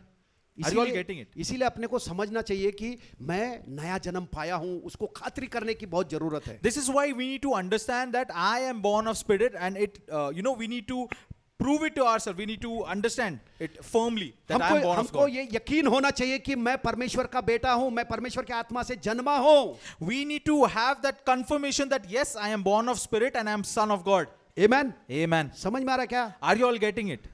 अगर ऐसा खातिरी नहीं हो रहा है तो आज आपको मौका मिलेगा. So if you have no confirmation whatsoever like this, so today you have a chance. Amen. आज Amen. अपना हृदय खोलकर प्रभु के पर विश्वास करो, आज आपका नया जन्म होगा. So now open your hearts to the Lord, you will be born again. है ना, क्योंकि ये होना बहुत जरूरी है. Because this is important. This अगर is ऐसा very नहीं हो रहा है तो हम धोखे में हैं. If this is not happening, then we are walking in deception. Amen. Amen. हम पहला यूहन्ना के पत्र में आएंगे. We'll go to the book of 1 John. पहला अध्याय 1 John, first chapter. और 5वां वचन से हम पढ़ते हैं. We'll read from verse 5 onwards. जो समाचार हमने उससे सुना है तुम्हें भी सुनाते हैं, वह यह है कि परमेश्वर ज्योति है और उसमें कुछ भी अंधकार नहीं. This is the message which we have heard from him and declare to you that God is light and in him is no darkness at all. है ना, नया जन्म पाने के बाद हम परमेश्वर को जानने लगते हैं कि परमेश्वर ज्योति है, उजाला है. So it is that when we are born again, that's when we start to know God, that God is light and there is no darkness in him. हम पवित्र आत्मा के द्वारा परमेश्वर को जानने लगते हैं कि परमेश्वर प्रेम है, परमेश्वर ज्योति है. It's through his spirit we start knowing God, that the God is light, the God is love. Amen. Amen. अगर हमारा नया जन्म नहीं हुआ है, पवित्र आत्मा अगर हमारे अंदर नहीं है, तो हम परमेश्वर को नहीं जान सकते. If we are not born again, if there is no spirit of God dwelling inside of us, we will not be able to know God. हम बोलेंगे हाँ मैं प्रभु को जानता हूं, मैं ये कर रहा हूं, मैं ऐसा कर रहा हूं, वैसा कर रहा हूं, लेकिन वो सही नहीं है. So it is just that we will start blabbering with our mouth that yes, I know God, but that is not true. क्योंकि आगे लिखा है यदि हम कहें कि उसके साथ हमारी सहभागिता है और फिर अंधकार में चले तो हम झूठे हैं और सत्य पर नहीं चलते. So verse 6 it says, if we say that we have fellowship with him and walk in darkness, we lie and do not practice the truth. मतलब मुंह से मैं कह रहा हूं कि मैं परमेश्वर को जानता हूं, परमेश्वर के साथ मेरा रिलेशनशिप है, मेरा सहभागिता उसके साथ है, और फिर लाइफस्टाइल कौन सा है, अंधकार में चलने वाला लाइफस्टाइल अगर है तो झूठ बोल रहा है ऐसा व्यक्ति. So the Bible over here it says that the person is lying if he says that he is speaking through his mouth that I know God and everything, I am godliness and everything, and when he comes out of the church he still is walking in the worldly manners. Bible says he is a liar. है ना, उसके अंदर सत्य नहीं है. Bible says that there is no truth inside of him. पर आगे लिखा है पर यदि जैसा वो ज्योति में है वैसे ही हम भी अगर ज्योति में चले तो एक दूसरे से हम सहभागिता रखते हैं. Verse 7 it says, but if we walk in the light as he is in the light, we have fellowship with one another. और उसके पुत्र यीशु का लहू हमको सब पापों से शुद्ध करता है. And the blood of Jesus Christ his son cleanses us from all sin. Amen. Amen. है ना, हमसे जो भी गलतियां होती रहती है वो सारी गलतियां शुद्ध होती रहती है ना. गलतियां हम रिपीट नहीं करते हैं, गलतियों से निकलकर हम परफेक्शन की तरफ जाने लगते हैं. So whatever mistakes that we do, it's the blood of our Lord and Savior Jesus Christ that cleanses us, and that blood makes us not to repeat the mistakes again. हम लोग है ना परिपूर्णता की ओर जाने लगते हैं. We start going to this perfectness. Amen. क्योंकि Amen. परमेश्वर ज्योति है और उसके साथ अगर मेरी सहभागिता है तो मैं ज्योति में ही चलूंगा. Because Lord is light, and if I have a fellowship with the Lord, I will walk in light. Amen. Amen. अगर मैं सिर्फ मुंह से बोल रहा हूं मेरा उसके साथ संगति है और मैं अंधकार में चल रहा हूं तो That's a deception. झूठ है. If I'm just saying it with my mouth that I know him and I'm walking in darkness, then that's all a lie. It's a अभी deception. अंधकार में चलने का मतलब क्या है? What does it mean walking in darkness? दूसरा अध्याय का 9 वचन में आएंगे. We'll go to chapter 2, 1 John chapter 2, verse 9. जो कोई ये कहता है कि मैं ज्योति में हूं और अपने भाई से बैर रखता है वह अब तक अंधकार ही में है. 1 John chapter 2 verse 9, he who says he is in the light and hates his brother is in darkness until now. मतलब अगर भाई से नफरत कर रहे, लोगों से नफरत कर रहे, तो हम लोग किधर चल रहे हैं? अंधकार में चल रहे हैं. It means like if we are holding on grudges unto people, unto our brothers, that means we are walking in darkness. क्योंकि परमेश्वर ऐसा नहीं करता. Because God doesn't do this. परमेश्वर परमेश्वर के अंदर नफरत नहीं है, कड़वाहट नहीं है, जलन नहीं है, सिर्फ परमेश्वर प्रेम है। God is love. He doesn't have bitterness, hatred, bitterness, hatred for people. और ये अंधकार का जो सोर्स है वो कौन है? शैतान है। And who is the source of this darkness? It's the evil one. नफरत देने वाला कौन है? शैतान है। It's the evil one who brings in hatred. लोभ लालच देने वाला कौन है? शैतान है। परमेश्वर की ओर से नहीं आता ये। It is the Satan who is giving all the greediness and pride into humans. It is not God. It is not godly. Hallelujah. Hallelujah. परमेश्वर के पास से सब अच्छी बातें हमको मिलती है। Whatever comes from the Lord, everything is good. Hallelujah. Hallelujah. उसके अंदर कुछ बुराई नहीं है। There is no evil inside of it. सब अच्छी बातें हमको पिता की ओर से मिलती है। All good things we receive from God the Father. क्योंकि अच्छी बातों का स्रोत परमेश्वर है। Because Lord is the source of all good things that we have. और उसके साथ अगर हमारी सहभागिता है तो उसकी सारी अच्छी बातें हमारे जीवन में प्रकट होगी। And if we have a fellowship with Him, all the good things that is given by Father will be revealed inside of us. Hallelujah. Hallelujah. लेकिन अगर हम सिर्फ बोल रहे हैं कि मेरा तो सहभागिता प्रभु के साथ है, फिर अंधकार में चल रहे हैं, कड़वाहट में चल रहे हैं,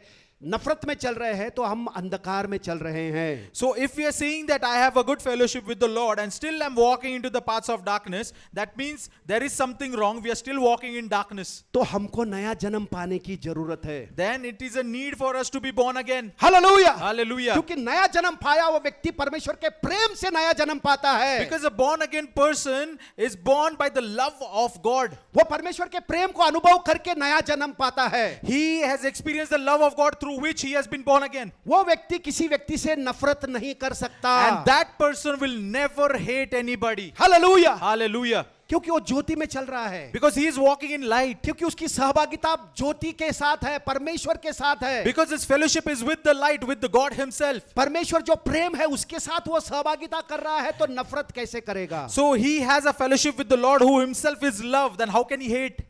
इसीलिए हमको खातरी करने की जरूरत है कि मैं अंधकार में चल रहा हूं क्या मैं उजाले में चल रहा हूं। This is why we need to test ourselves whether we are walking into darkness or we are walking into light. अगर हम परमेश्वर के संगति में चल रहे हैं तो हम हर एक व्यक्ति से प्रेम करेंगे। So if we are walking with the fellowship of the Lord, then we will start loving everybody. 10वां वचन कहता है, जो कोई अपने भाई से प्रेम रखता है वह ज्योति में रहता है। So words 10, it says, he who loves his brother abides in the light. और ठोकर खा नहीं सकता। And there is no cause for stumbling in him. पर जो कोई अपने भाई से बैर रखता है वो अंधकार में है और अंधकार में चलता है, नहीं जानता कहां जा रहा है, क्योंकि अंधकार ने उसकी आंखें अंधी कर दी है। But he who hates his brother is in darkness and walks in darkness and does not know where he is going because the darkness has blinded his eyes. Hallelujah. Hallelujah. है ना, हमारा नया जन्म हुआ है। You know, we are born again.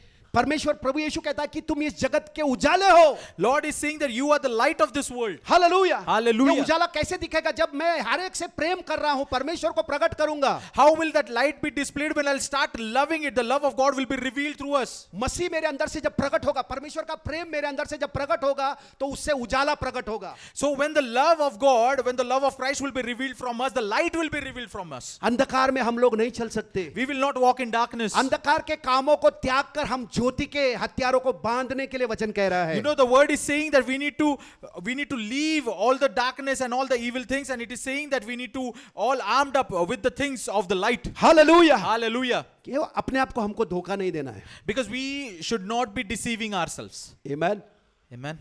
अगर हमारा नया जन्म हुआ है तो हम लोग परमेश्वर के आत्मा से जन्मे हैं। If we are born again, that means we are born by the Spirit of God. और परमेश्वर में कुछ भी बुराई नहीं है, ऐसा बाइबल कह रहा है। And there is not even a single bad or an evil thing inside of God. आमीन। Amen. उस परमेश्वर जो पवित्र है, जो धर्मी है, जो न्यायी है, उसके द्वारा हमारा नया जन्म हुआ है। We are born by such a God who is a just God, who is a holy God, who is a righteous God. We are born by Him. जब हम उसके समान चलते हैं पृथ्वी के ऊपर, उसके नाम को महिमा मिलती है। So when we walk identical to His walk, then He is glorified in heavens. उसके स्वभाव में जब हम चलते हैं, उससे लोग जानते हैं कि ये यीशु मसीह परमेश्वर है। When we walk in His very own nature, you know, people will start saying that He is of Jesus Christ. और पवित्र आत्मा हमको मदद करता है And- परमेश्वर के हर एक वचन को हमारे अंदर प्रकट करने के लिए। And it is the Holy Spirit who helps us to reveal every single word of God through us. आमीन। Amen. समझ में आ रहा है क्या? Are we all getting it? है ना, ये जीवन प्रभु ने हमको दिया है। This is the life that God has given us. अगर हम प्रेम में चलने वाले लोग हैं, हम किसी के बंधन में कभी नहीं रह सकते।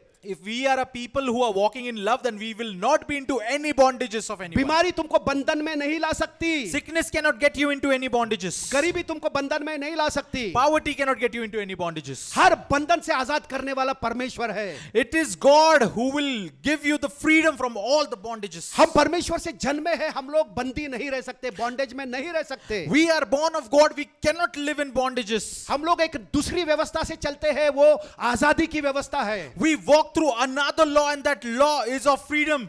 और वो प्रेम की व्यवस्था है। It's the law of love. वो ऐसा विश्वास है जो प्रेम के द्वारा है ना काम करने वाला It's विश्वास a है। kind of a faith that is the faith that generates through love. Hallelujah, Hallelujah. ये हमारी पहचान है। This is our identity. इसमें अगर हम बने रहेंगे तो हम कभी भी धोखा नहीं खाएंगे। If we abide into Him, then we will not be deceived. हम लोग लालच में नहीं जाएंगे, We will not fall for greediness. हम बुरी बुरी बातों में फंसेंगे नहीं। We will not fall for evil works. Hallelujah, Hallelujah. क्योंकि हमारा आशीष परमेश्वर की ओर से आया है। Because our blessings are coming from God for the Father. हम लोग पहले ही आशीर्वादित हो चुके हैं। We are already blessed. हमको जानने की जरूरत है We just need to identify this. कि मैं और पहले ही आशीर्वादित हो गया हूं। That I am already been blessed. पहला जो व्यक्ति पापी था, श्रापित था, गरीब था, वो मर चुका है। The first person who was an unholy person, who was living in poverty, has already been dead.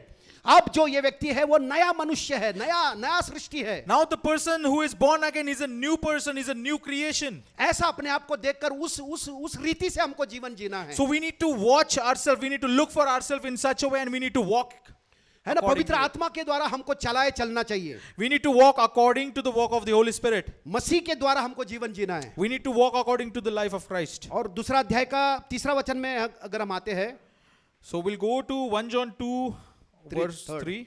यदि हम उसकी आज्ञाओं को मानेंगे तो इससे हम जान लेंगे कि हम उसे जान गए हैं। Now by this we know that we know him if we keep his commandments. जो कोई ये कहता है कि मैं उसे जान गया हूं और उसकी आज्ञाओं को नहीं मानता, वह झूठा है। He who says I know him and does not keep his commandments is a liar, उसमें सत्य नहीं। and the truth is not in him. पर जो कोई उसके वचन पर चले, उसमें सचमुच परमेश्वर का प्रेम सिद्ध हुआ है। But whoever keeps his word, truly the love of God is perfected in him. इसी से हम जानते हैं कि हम उसमें हैं। By this we know that we are in him. अगर हम परमेश्वर से जन्मे हैं तो परमेश्वर की हर एक बातें हमको अच्छी लगेगी। So if we are born of God, then everything everything of God, we will start liking it. हमारा इच्छा को बदल दिया परमेश्वर ने। God has changed our desires. Amen. Amen. अभी हमको इच्छा, उसकी इच्छा करने के लिए इच्छा होता है। Now it's our desire to do his desire. Hallelujah. अभी Hallelujah. हमको खुद का इच्छा करने को इच्छा नहीं होता है, उसकी इच्छा पे चलने को इच्छा होता है। Now our desire is to not fulfill our desires, but our desire is to do his desire. ये काम पवित्र आत्मा हमारे अंदर करता है। This is the work that Holy Spirit is doing inside of us. समझ में आ रहा क्या? Are we all getting ऐसा it? अगर हम कर रहे हैं तो हम कभी ठोकर नहीं खाएंगे। If we are doing this, we will not stumble anywhere in our lives. अंत तक हम टिके रहेंगे। We will be walk stagnant and constant in the ends of the life. अंत तक हम परमेश्वर के लिए गर्म रहेंगे, आग में रहेंगे।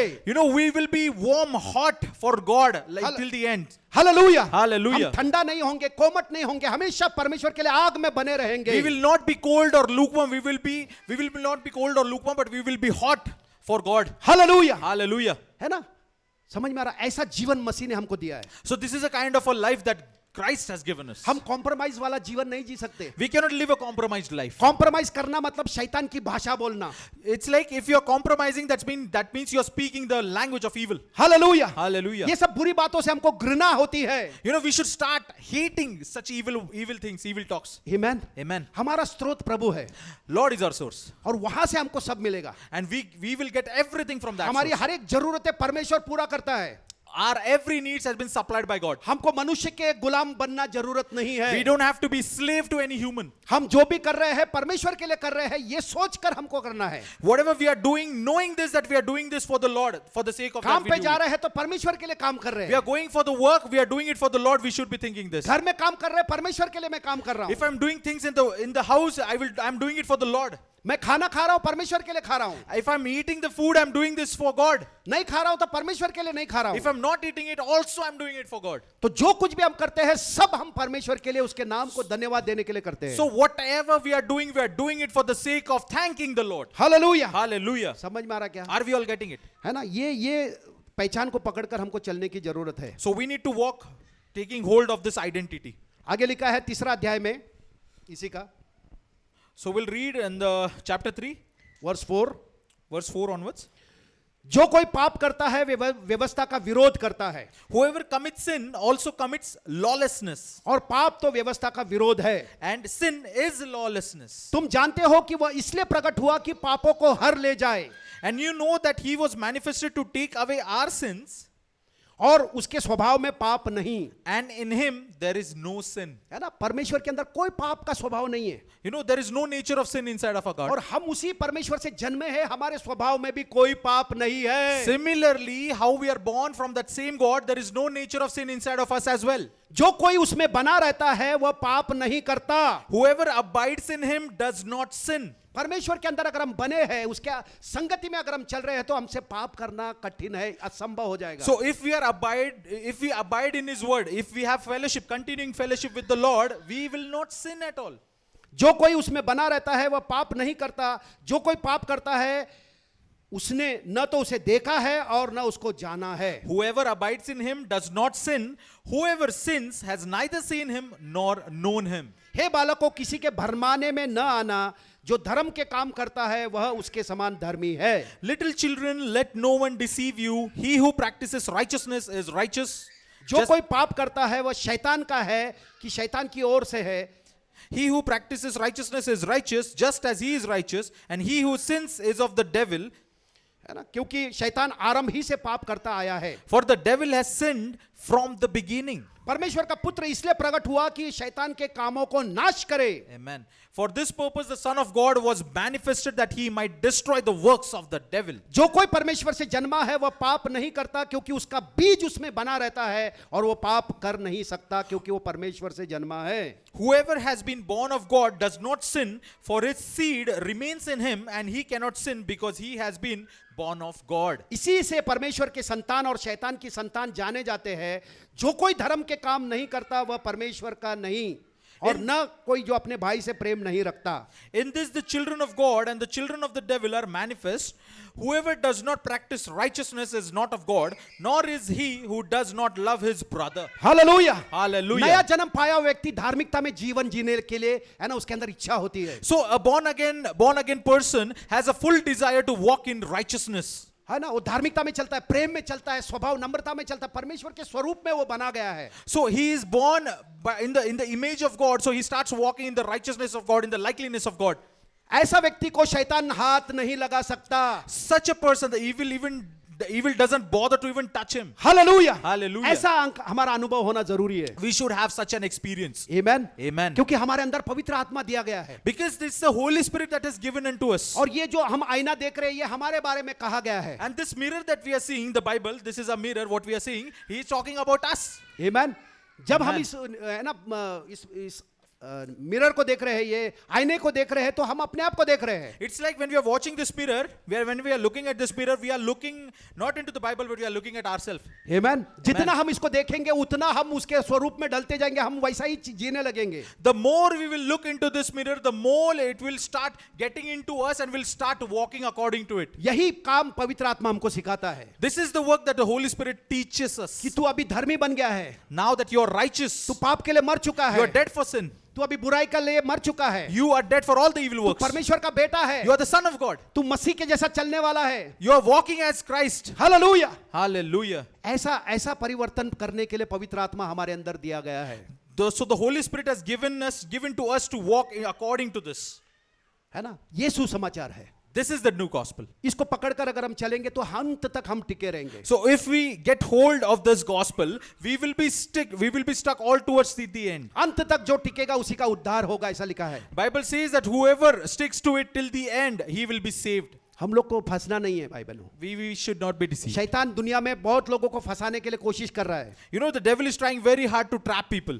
लेकिन अगर हम ये बातों को, ये सिद्धांतों को पकड़कर ये सच्चाइयों को पकड़ेंगे नहीं तो हम भी भरमाए जाएंगे। So, but if we don't stick hold to this reality, to this truth, then even we will be deceived. Hallelujah. Hallelujah. थोड़े समय का जीवन बाकी है, It's just a less of a time. Prabhu of आने a वाला life. बहुत जल्दी है। Jesus Christ is coming very और soon. जितने लोग तैयार हैं सब उसके साथ जाएंगे. And whoever is ready will go along with him. Amen. Amen. इस दुनिया में हमारा हमेशा के लिए कुछ नहीं है. So there is nothing permanent of us in this life. सब दुनिया है ना बीतती जा रही है. सब कुछ पुराना होते जा रहा है. So this world is getting perished. इसलिए हमारे अंदर के मनुष्य को हर रोज नया करने की जरूरत है. So it is very necessary, it is very important for us to renew the inner man. the क्योंकि soul. वो अंदर का जो मनुष्य है वो हमेशा रहने वाला है. Because the inner man is going to remain with us forever. ये बाहर का मनुष्य जो है वो ढलता जा रहा है, कम होते जा रहा है. This outer man is going to perish. It is started perishing. लेकिन जितना हम इस आईने को देखेंगे अंदर का मनुष्य मजबूत होगा, वो फसाया नहीं जाएगा. So the more we see, we look into this mirror, the more strong and firm the inner man will become. Hallelujah. Hallelujah. शैतान हमारे पैरों के नीचे रहेगा. Devil will be under our footstool. वो हमको फंसाने नहीं पाएगा. He cannot deceive us. हम उसके कामों को नष्ट करेंगे. We will destroy his works. हम लोगों को आजाद करेंगे. We will release, we will give freedom to the people. Hallelujah. Hallelujah. इसीलिए प्रभु ने हमको चुना है. This is why the Lord has chosen us. हम धन्यवाद करेंगे. We thank you, Lord. हम सब खड़े होंगे. We'll stand at our places. स्वर्गीय पिता, हम बहुत धन्यवाद करते हैं प्रभु जी. आपने प्रभु जी हम सबसे प्रभु आपके आत्मा के द्वारा बात किया प्रभु, इसके लिए धन्यवाद. Loving Heavenly Father, we thank you that through your word, through your spirit, you had talked to every single one of us. और पवित्र आत्मा आपने हम सबको वचन से प्रभु जागरूक किया है प्रभु, और सिखाया है कि हम आप में कौन हैं. And Holy Spirit, we thank you for everything, every teaching that you have taught us with. प्रभु इसमें हमें बने रहने के लिए कृपा दे, मदद कर प्रभु. Father, we thank you, we thank you, and we pray to you, Father, you help us to walk into this, to abide in it. धन्यवाद करते प्रभु. Thank you, Father. आप हमारे मददगार हो प्रभु.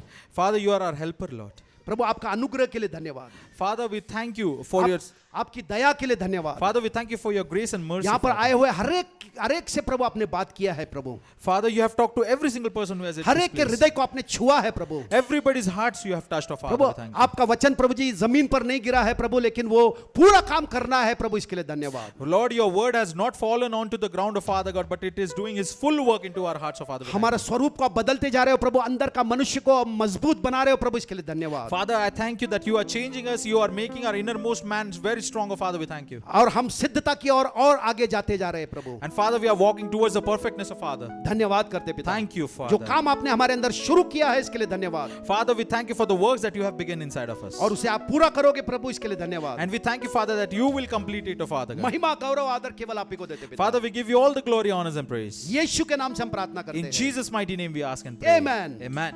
Amen. आखिरी गीत गाएंगे.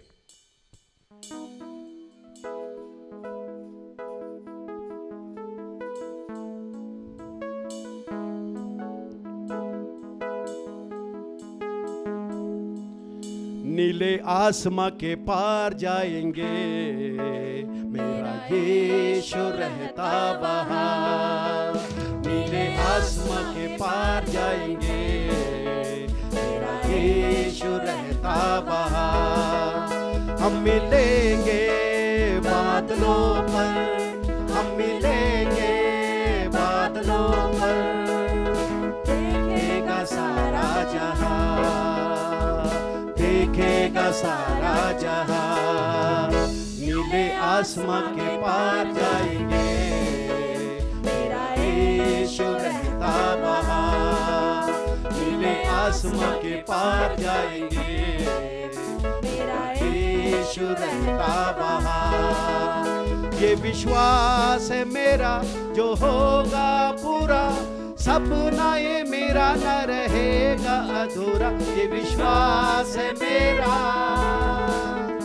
ये विश्वास है मेरा जो होगा पूरा, सपना ये मेरा न रहेगा अधूरा. तेरे संग हम रहेंगे अपने यीशु के, देखेगा सारा जहां.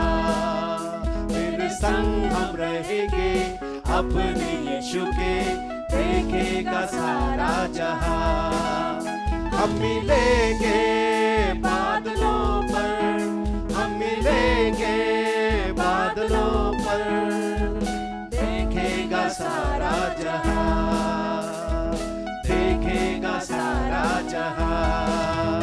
नीले आसमां के पार जाएंगे, मेरा यीशु रहता वहाँ. नीले आसमां के पार जाएंगे, यीशु रहता वहाँ। उसका कोई भी वादा न होगा अधूरा, हर एक वादा उसका होता है पूरा। उसका कोई भी वादा, उसका कोई भी वादा न होगा अधूरा, हर एक वादा उसका होता है पूरा। उसके आने का वादा भी पूरा होगा, देखेगा सारा जहां। उसके आने का वादा भी पूरा होगा, देखेगा सारा जहां। हम मिलेंगे बादलों पर, हम मिलेंगे बादलों पर, देखेगा सारा जहां, वो देखेगा सारा जहां। नीले आसमां के पार जाएंगे, मेरा यीशु रहता वहाँ। नीले आसमां के पार जाएंगे, मेरा यीशु रहता वहाँ। मेरा यीशु रहता वहाँ, मेरा यीशु रहता वहाँ। हालेलुया, बोलो यीशु मसीह की, यीशु के लहू की। पिता परमेश्वर का प्रेम, प्रभु यीशु मसीह का अनुग्रह और पवित्र आत्मा का सहभागिता हम सब के साथ हमेशा रहेगा। और पूरी कलीसिया कहेगी आमीन। एक दूसरे से मिलिए, सहभागिता कीजिए।